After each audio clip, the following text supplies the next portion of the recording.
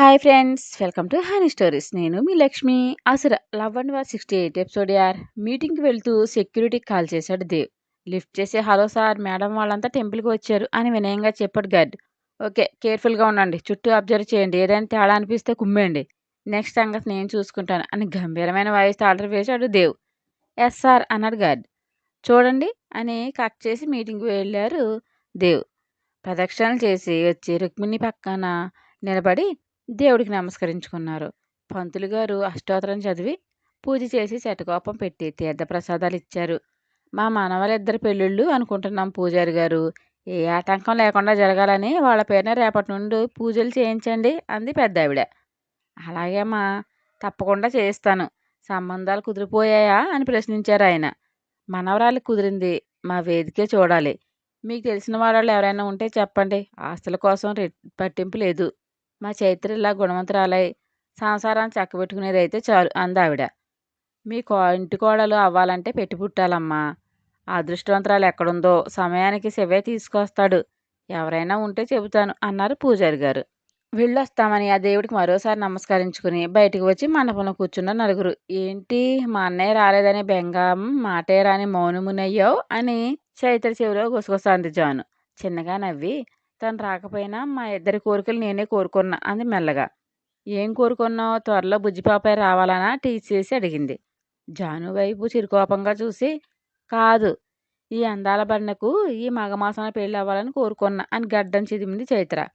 నీ అన్న ఈ క్షణంలో నిన్ను తల వంచాలి కానీ సార్ తాళి కట్టడానికి ఒక్క క్షణం కూడా ఆలోచించడు అని పెదవి విరిచింది జాను. నువ్వంటే అంత లవ్ మా అన్నకు, దానికి సంతోషించాలి కానీ దిప్పుతావే అంది చైత్ర. మాకు ఉంది లవ్, మీకే కాదు. మీరు పైకి చూపిస్తారు, మేము చూపించే టైం మాత్రమే చూపిస్తాం అని నవ్వింది. పదండి వెళ్దాం అని లేచింది పెద్దావిడ. ముగ్గురు కూడా లేచి బయటకు వచ్చారు. విండో గ్లాస్ నుండి బయటకు చూస్తూ సీట్లో ఆటలాడుతున్నాడు లియో. డోర్ తీసి, ఎరా బాగా ఎంజాయ్ చేసావా అని తల మీద తట్టింది జాను. గుర్రుగా చూశాడు తనని వదిలేసి వెళ్ళిపోయారని. నీకు చాలా శాఖలున్నాయిరా అన్నవి ఎక్కింది. చైత్ర ఎక్కుతుంటే ఒకసారి అరవడం మొదలుపెట్టాడు. ఎంత అంటే మీద పడి చీల్చేసేలా అరిచాడు లియో. రే ఏంటా వియర్ బిహేవియర్ అని గద్దించింది జాను. వీటిని వదిలేసామని కోపం అనుకుంటా జాను అంది చైత్ర. అలకలు కులుకులు పోతాడు కానీ ఎంతగా అరవడు ఎప్పుడు. రే నోర్ముయ్ అన్ననా అంటూ ఒడిలో తీసుకుంది జాను.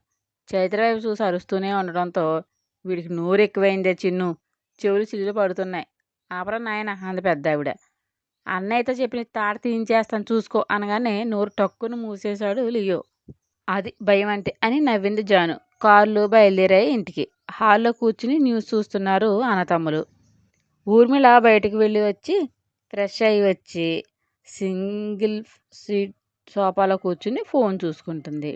కార్ దిగి లోపలికి మాట్లాడుకుంటూ లోపలికి వచ్చారు. ఫోన్ నుండి రెప్పలు మాత్రం పైకెత్తి చూసింది ఊర్మిళ. కోడలను చూసి, అయ్యాయి కాబోలు బయట తిరుగుళ్ళు, ఒక గుడి దేవుడు పూజ అన్న పాపాన పోదు, పోనీలే కోడలైనా మంచిది వచ్చింది అని మనసులో అనుకుంది పెద్దావిడ. జరగనే ఆశించకూడదు నాని, కూల్ అని చెవిలో మెల్లగా అంది జాను. బాగానే వెళ్ళారు కట్టకట్టుకుని. మీతో పాటు తనని తీసుకెళ్తే నలుగురు దృష్టిలో పడి 100 గాసిప్స్ పుడతాయి అత్తయ్య, అది మర్చిపోతున్నారు మీరు అంది ఊర్మిళ. పుడితే ఏమవుతుందంటే ఉత్తి గాసిప్స్కే కదా చెప్పుకుని ఎంజాయ్ చేస్తారు.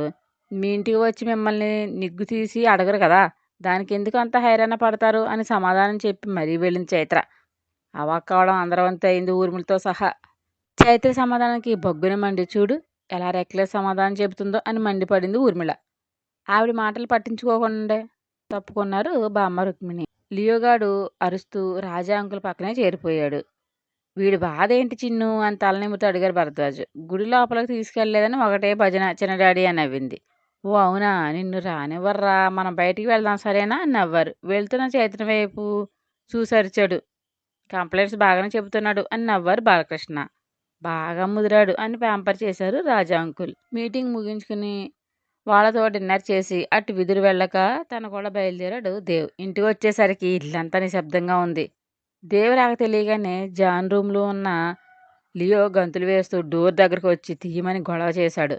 అబ్బా ఉండరా నాయన, ఒకటే గోల, కింద ఉన్నావు అని డోర్ ఓపెన్ చేయగానే ఎక్కుపెట్టిన బాణంలో దూసుకుపోయాడు. వెనక్కే వచ్చింది జాను. పరుగున వచ్చి అమాంతం దేవి మీదకి ఎగిరేశాడు. రే ఏంటా సర్కస్ స్వీట్లు అని జాగ్రత్తగా పొదిమి పట్టుకున్నాడు దేవ్. చంపేస్తున్నాడు అన్నయ్య టెంపుల్కి వెళ్ళిన దగ్గర నుండి అంత జాను. తల నిమురుతూ ఏం చేసావురా అని నవ్వాడు. ఏం చేశాడా? వదిన మీద అలిగి తనని దగ్గరికి రానివ్వడం లేదు. ఒకటే రచ్చ అంత జాను. చైతు మీద కోపం చూపించాడా? ఎందుకు? అని ఆశ్చర్యంగా అడిగాడు.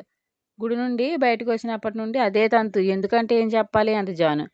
సరే నేను చూసుకుంటా నువ్వు నిద్రపో అన్నాడు. మజ్జిగ చేసేవనా అంది జాను. ఆ తీసుకురా అని చైతు ఏది అన్నాడు దేవ్. రూమ్లో ఉందనుకుంటా అని వెళ్ళింది జాను. బెడ్ ఎడ్జ్‌న ఆనుకుని కూర్చుంది చైత్ర. బయట లీలగా మాటలు వినిపించినా బెడ్ దిగలేదు. అలాగే కూర్చుని ఆలోచిస్తుంది. దేవొస్తాడేమో అనుకుని పిల్లో సరిగ్గా చేసుకుని పడుకుని నిద్ర నటించింది. రూమ్‌కి వస్తూ నీ ఫ్రెండ్ అలకపాను పెక్కిందా? ఇప్పుడు బ్రతిమాలి బుజ్జగించాలి కాబోలు అని నవ్వుకుంటూ లియోని బెడ్ మీద దింపి టవల్ తీసుకున్నాడు ఫ్రెష్ అవ్వడానికి దేవ్. బెడ్ అంతా దొర్లుతూ డ్రామాలు చేస్తున్నాడు. మజ్జిగ తీసుకొచ్చి అన్నయ్య తీసుకో అనిచ్చి చూడు ఎన్ని డ్రామాలాడుతున్నాడో ఇప్పటిదాకా ఒక భజన. ఇప్పుడు గారాలు అని నవ్విరా పోయిన కులుకులు చాలు అని చేయి చాపింది జాను. రాను అన్నట్లు మొహాన్ని పిల్లోలో దూర్చేశాడు లియో. రాకేం చేస్తావు అని నడ్డి మీద చేతులు పెట్టి సీరియస్గా అడిగింది.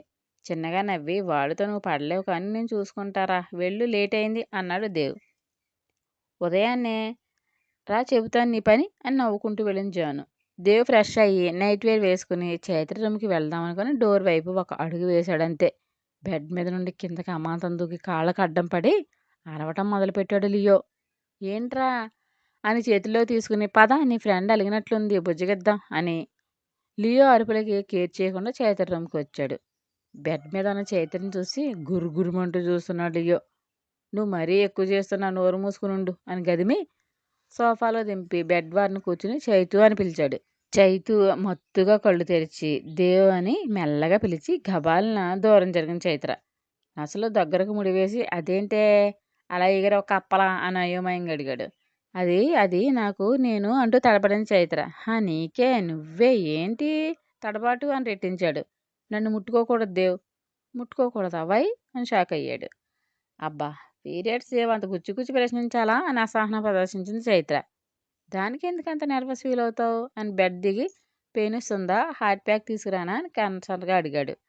వద్దు పెయిన్ ఏమీ లేదు నడుము నొప్పి వస్తుంది రెస్ట్ తీసుకుంటే సరిపోతుంది అని బాగా లేట్ అయినట్లుంది టైర్డ్ అయి ఉంటావు నువ్వు వెళ్ళి రెస్ట్ తీసుకో అందామె.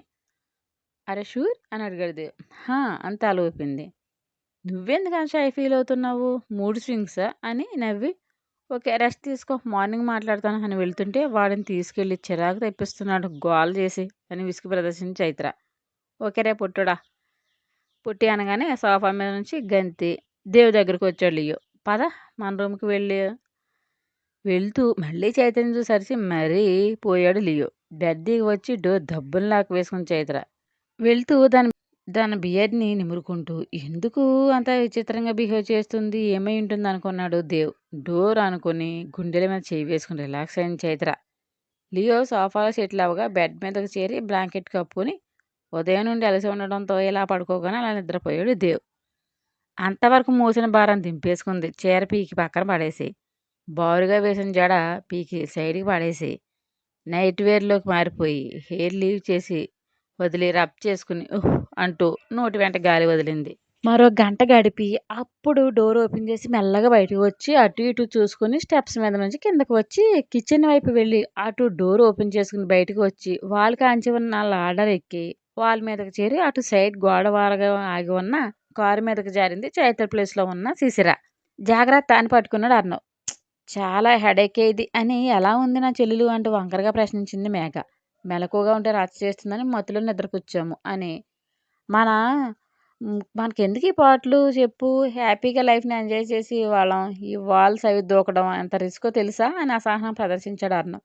షటాప్ యువర్ మౌత్ నస ఆపి పద అని రెక్లెస్గా చెప్పి కారు ఎక్కింది మేఘ. ఇంకేం అనలేక సైలెంట్గా ఎక్కి కార్ స్టార్ట్ చేశాడు అర్ణవ్. ఏంటి అలక అని మీదకి చేరింది మేఘ. నువ్వు మహా మొండువు తెలుసా అని దేవుతో మాట్లాడావా ఏమైనా డౌట్ వచ్చిందా ఎలా వస్తుంది నన్ను టచ్ చేయలేదు కదా వాయిస్ అది గుర్తించలేదా చైతూలో మాట్లాడడం నాకు బాగా తెలుసు స్కూల్ డేస్లోనే ప్రాక్టీస్ అయ్యాను. అవునా ఎందుకు అని షాకింగ్ ఎక్స్ప్రెషన్స్ ఇచ్చాడు. ఎందుకంటే అని అదోలా నవ్వింది మేఘ.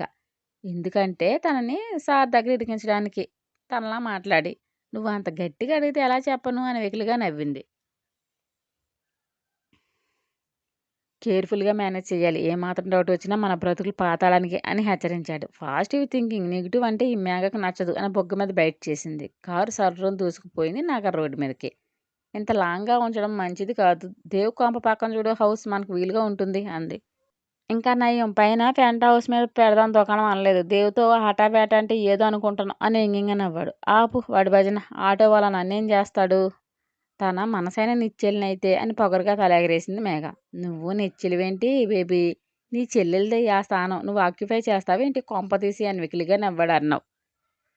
వీళ్ళకు వావి వరుసలతో పని లేదు. ఉంటే ఇలా ఏం ఉండరు కదా! సో, మీరు వీళ్ళ మధ్య రిలేషన్ కోసం ఆలోచించకూడదని మనవి. నేను కోరుకుంటే నిమిషం పట్టదు వాడిని నా బానిసగా మార్చుకోవడానికి. బట్ నాట్ ఇంట్రెస్ట్ అని గీరదొబ్బింది. నీ అందానికి దాసోహం వాళ్ళంతా సోది నా కొడుకులు. దేవి కోసం తెలియక ఏవేవో ఊహించుకుంటున్నావు అని మనసులో అనుకున్నాడు. ఆ ఇంట్లో డాగి ఉందని ఎందుకు చెప్పలేదు? అది తెప్పించి ఇన్విటేషన్ ఉంది చూసావా?